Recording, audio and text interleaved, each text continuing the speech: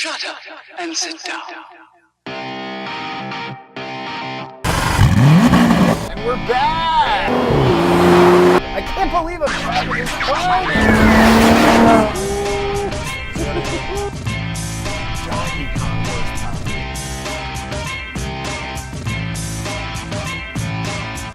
All right, man, this is the car. I know I say every car is the car, but this is the car of the day because I have many reasons why every car is the car. That's why they make different ones. But this is the magic. This is the mystique. This is the... I'll bite my tongue for a second so I won't give it away, but I'm excited about this. Various reasons. I think that this car is 4 different cars wrapped into one. I know that's all I'm going to say about this right now. We're going to get into that a little bit more later. For right now, I'm Kevin. We're here in sunny Naples, Florida at Naples Motorsport, who was kind enough to loan us this vehicle. Okay? They are also now a Lotus dealer, I'd like to add. Take it away. And I am Eric, and this is 88 miles an hour. I will get back to what I'm saying. I said miles an hour, which I've said since I was a kid. It's I said the miles per entire hour. show name wrong, miles per hour, which is labeled 88 MPH, so we're really never even saying the actual name of the show, except for right there when I said 88 MPH. Pretty much. Anyway, what we got, we're about to reveal, not yet, we're about to reveal. I'm excited about it. It's a movie car, there's a history to it. That's right. This industry shopped for a car to go into their series of movies. This company stepped up, gave it to them. Bam, created a legend. That's right. And what is that? Hold on. No, all right, I'm just going to say this one more thing. All those reasons are the reasons why I don't like this car. Take it away. You always like the reasons for the opposite. Well, hey, this is what it is. All right, show the folks at home. We're going to reveal this car. Are we ready? Do it. I'm going to step it back. I'm going to step it back with you. And there you have it, folks. This beautiful car is, what is it, you might say? A 2018 Aston Martin DB11. That is correct. The dozen. That's V12. right. V12. Yep. Twin turbo, 600 horsepower, 515 foot-pounds of torque. Yep. And it is beautiful. Yeah, and that was this is it. All very impressive. You delivered it very beautifully, as you usually do. We've got Madagascar orange paint on this thing, which is quite stunning. On the inside, we've got black with a little bit of orange splash, just some orange stitching. It looks really good. I like that. So you like the paint, but you don't like the car. I like the color combos, okay? But I don't like this car. Now, the reason why I don't like this car, if I may, is because of all the reasons you talked. This is a Bond car. Essentially. It doesn't get better than that. It doesn't get any better than that. And the fact that it's sort of 4 different looking cars smashed into one. What do you mean 4 different James Bond cars, 4 different... What do you mean it's 4 different cars? It's 4 different... You know what? I'm going to hold off on that. Why don't you talk about your love affair with this car first, then we'll get into this car why I don't like it. Is the panache and the and just the history of it and the excitement and the movies it built and just the sort of mystique and the spies and the spy who loved us. Awful pun. I'm going to mention a Goldfinger pun when we open up the hood, and you'll see. I'm going to mention some other really bad puns throughout the course of this hilarious thing. But what I like is, one, this is a company that gave these cars to the James Bond series to put in their thing. I think they talked to Ferrari, they talked to other people. They said, we're not giving you these cars, forget you. They gave it to them, they took a risk, and it exploded. Right. And now the DB, which a lot of people don't know, is David Brown in 1946. Listen to this. Not only did he saw an ad in a want ad in the back of the newspaper, bought it for 30,000 pounds. The entire company. That's it. Yes. Now there was departure of ways, things like that, but the DB moniker, that's who it's named after. That's right. Is a DB5. One quick fact. The DB5 was a James Bond famous DB5 that started. However, I believe when filming started, they used a DB4 with some alterations to make it look like a 5 because the 5 wasn't quite ready. Not positive, but I'm fairly certain that's what they had to do to that car. You might be right. I was going to say that the originator was the DB5 all the way back in the 60s. Absolutely. The first Bond film. Many different Aston Martins have been used in the Bond films. Not all of them DBs. I'm getting a little choked Most of them, I know. Most of them are DBs. I'm coughing about the car. DB5, Vanquish, DB11, I believe the DB9. Everything. Yeah, they've all been used in all of these Bond films. Okay, so it's iconic. Absolutely, it's iconic. I mean, this thing is purely beautiful too. Yeah. I mean, it just sits there. This is what we'll call a gentleman's car. Okay. Sure, it's a sports Even with car. this paint, we'd call it a gentleman's car? I think you call it a gentleman's car. Okay. I mean, this thing is beautiful front to back. The paint is stunning. I think this thing is beautiful front to back. I know you have issues with it. They have these beautiful flush door handles, which I think is the coolest. Yep. I mean, look at that right there. Little pop. Oh. And now I'm going to give a little, I watch a lot of car shows. I know I'm on a car show. I'm going to talk about another car show.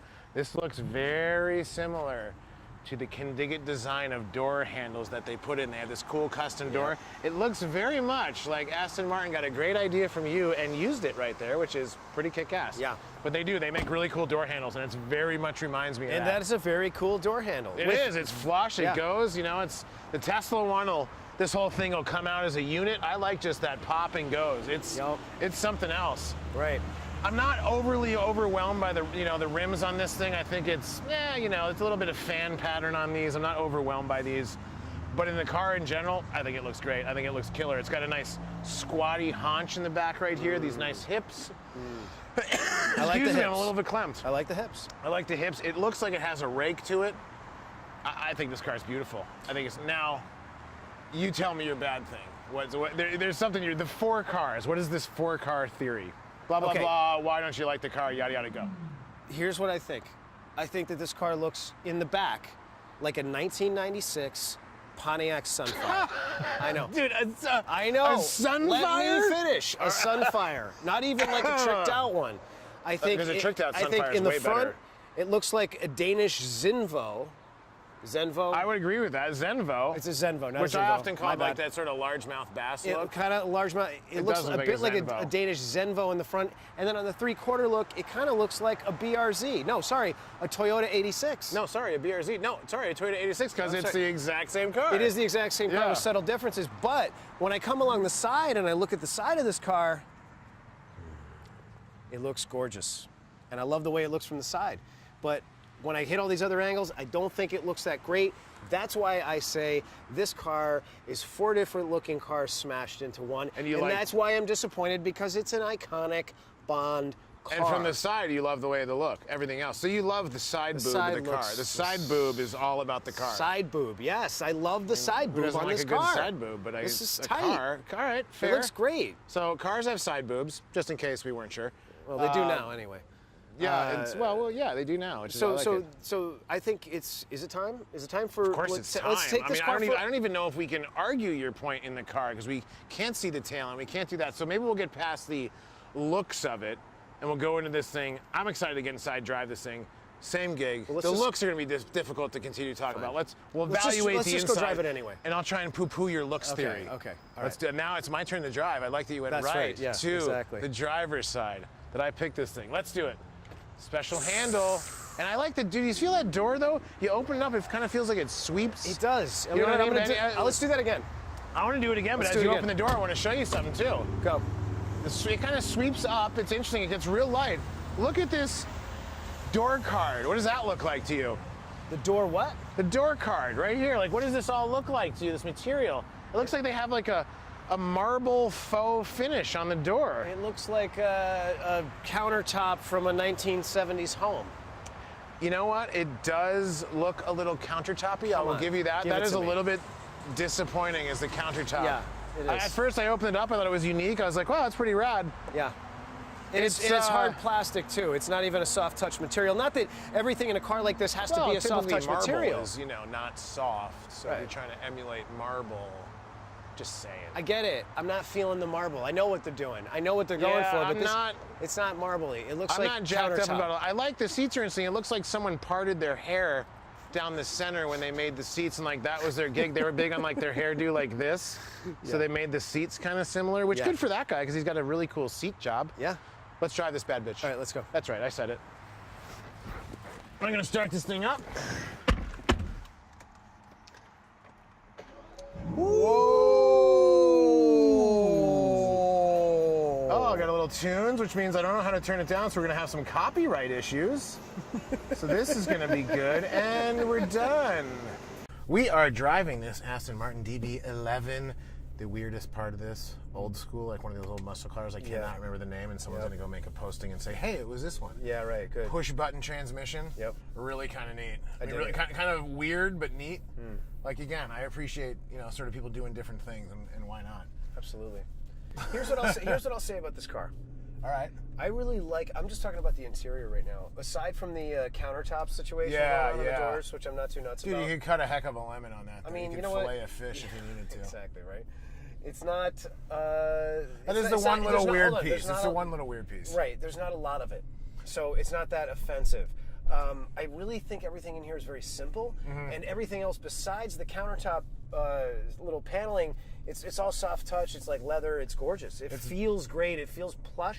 It's very simple. Comfortable. The whole dashboard is very simple. It's not a lot of complicated knobs and buttons, which I'm all for, the gadgets and all that stuff. But sometimes, as you guys have probably seen in some of our videos, we get in these things after we've tested, screwed around. But we don't even know how to turn the stuff on. It gets out of control. Yeah. But I mean, this thing's pretty easy to drive. It's simple. It's got a simple layout to it. It's really got like great. this whole mouse pad thing where you have the draw, touch, all that. I like the dial. I don't know about this little remote control right here or whatever this thing is. I'm not really nuts about that. But this is all very simple. It's fairly intuitive. Which I do like. Some of the other cars that are at this level that you get into, it's very strange, and you try to figure out how to do things, and it's like, what is this? Yeah, they are a bit foreign, that's for sure. You know. And then it just I'm looking at the buttons. Some of this, you got GT mode, you got sport mode, and the shocks. You got all kinds of different little gadgets and doohickeys, which I love. Right, but the gauge cluster is very simply laid out. I know the folks at home can't see that, but it is. It's very simply laid out, absolutely. which I love. It really is. I mean, we got some that will pop on there, but I mean, it's nice. These dials, again, the paddle shifters, the paddle's stuck to the column. Another thing we've talked about in the past, but I mean. It's nice, dude. These seats are comfortable. I mean, the back seat is a joke. Of course, they always put back seats in. It's always different reasons. I always jokingly say it's a tax dodge, but whatever. Okay, you remember when we did the hottest hatch episode? I do recall that. As a matter of fact, it was it was hot, right? So when we did the hottest hatch episode, they managed to squeeze a back seat in that Ferrari that was actually reasonable, bigger than this. This is like, you could fit 2 3-year-olds in the back of this thing, and that's it. Oh, absolutely. I'm not fitting in the back of that. Dude, do you see? I mean, this thing goes with zero effort. Yeah, it's nice. I mean, legit, zero effort this thing goes with. I mean, it's... Check the rear view, make sure there's something going. But I mean, this V12, that's the nice thing about these V12s. Blast it again. Yeah. But these seats are nice, and the bolsters are nice, and I feel in the seat. We've driven other cars that are at this level or higher in terms of performance, speed, raw power, all that sort of thing. And those cars, I did not feel like I was in the seat. It felt like the seatbelt was like a little teeny piece of string. Yeah, a little piece of fabric. I mean, it's different. This is absolutely much like that Ferrari Lusso. It's more of a touring. It's more of a get in the highway, cruise, go, take long distances. You know what I mean? Yeah. And so I mean, it's got the moxie. It's got the sort of pedigree, I should say, as far as being a beast of a car. But it's not it's not like your Ferrari or your Lamborghini where it's just going to knock your socks off. You're just going to be wildly impressed with this by just the sort of freight train of power that never ends with these V12s. And then twin turbos on top of it. But knock your socks off in what way? I mean, if you're talking about power, it's got it. It's got it like some of those other vehicles. It comes on differently. I mean, V12s hit really differently than V8s, V10s, whatever. Sure. And some of those other V12s we've driven, they have more of a jump and go vibe, which is kind of funny from a V12. You don't feel it, but this one feels like sort of your classic V12 where you go. It's like, of course this thing has power. It's got it for days. Right. But what it does is it's like it rolls the power on. Wow, Jesus. Or at least the way it makes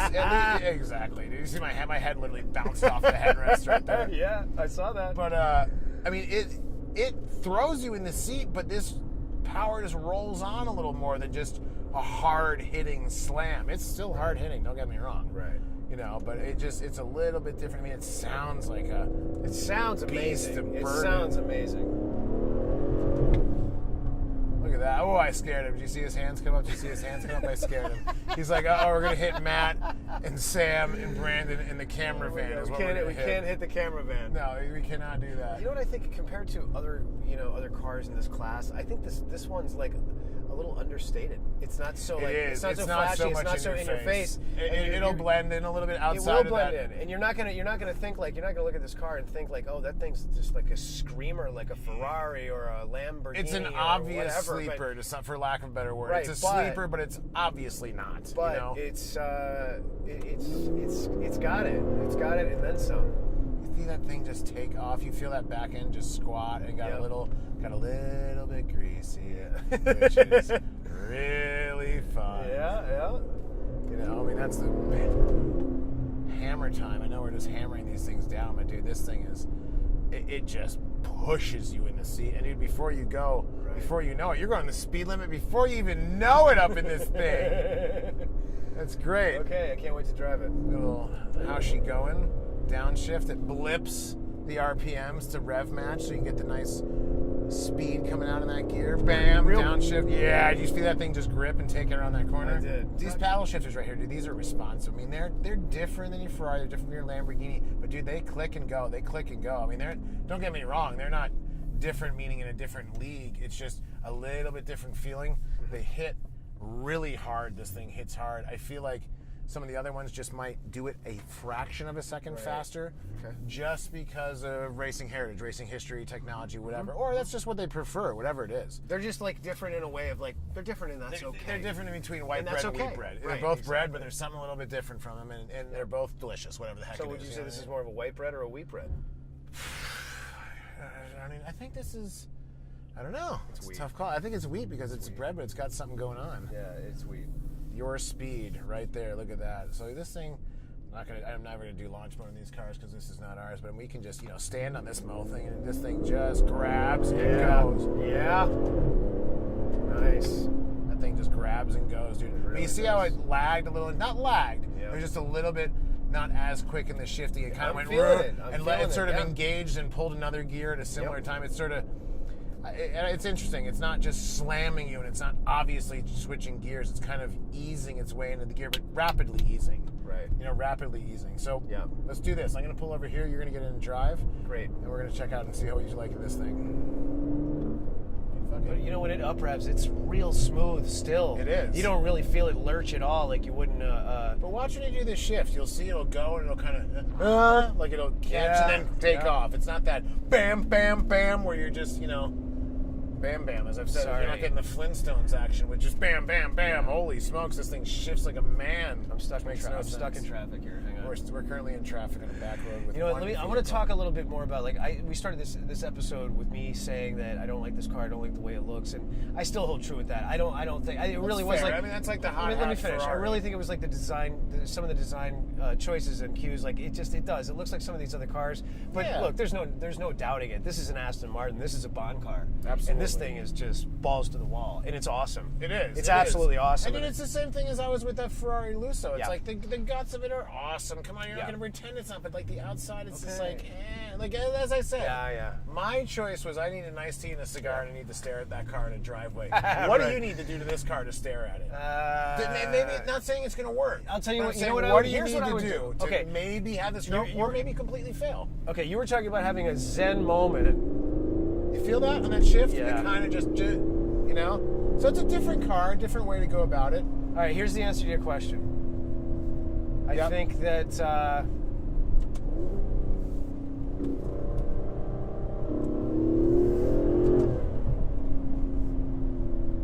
here's the answer to your question.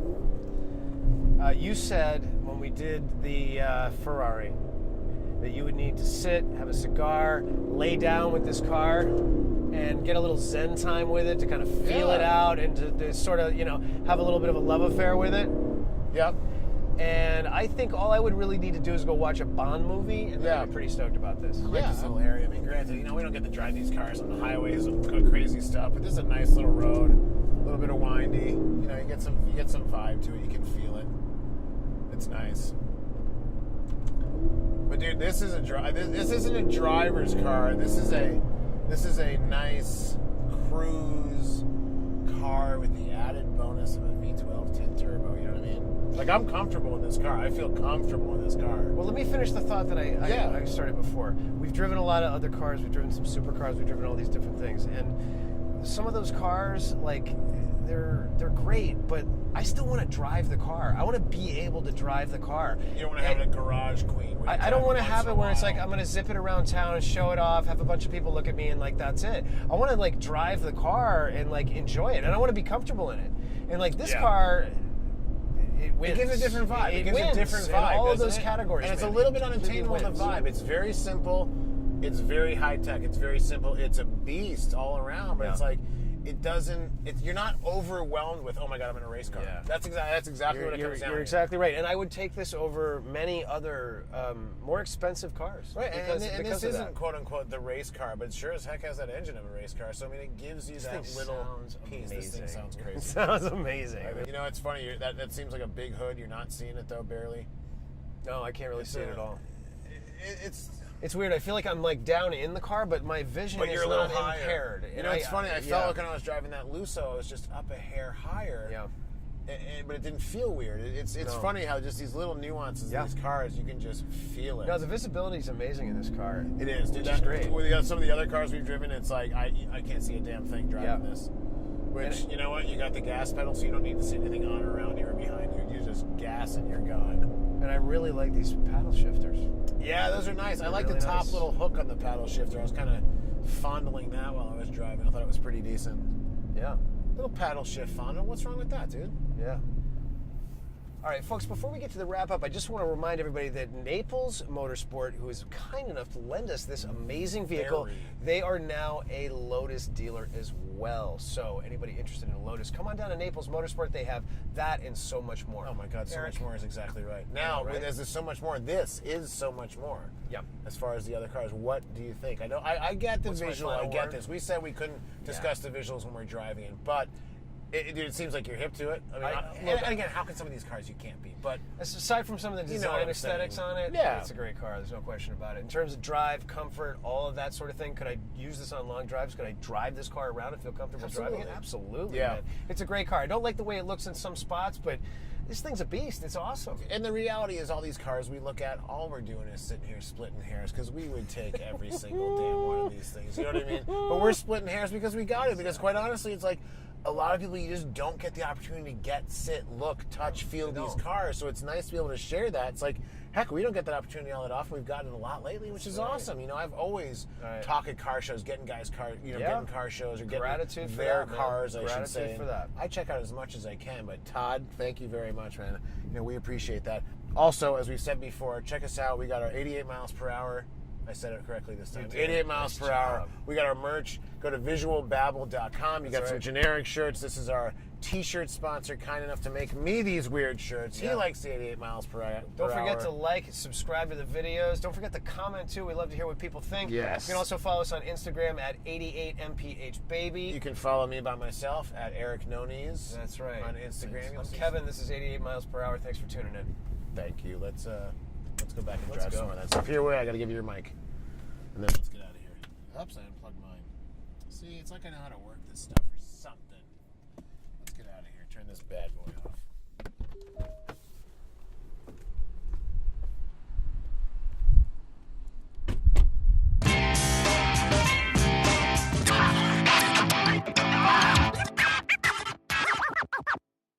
Platz, Handstück, Platz. Braver Hund.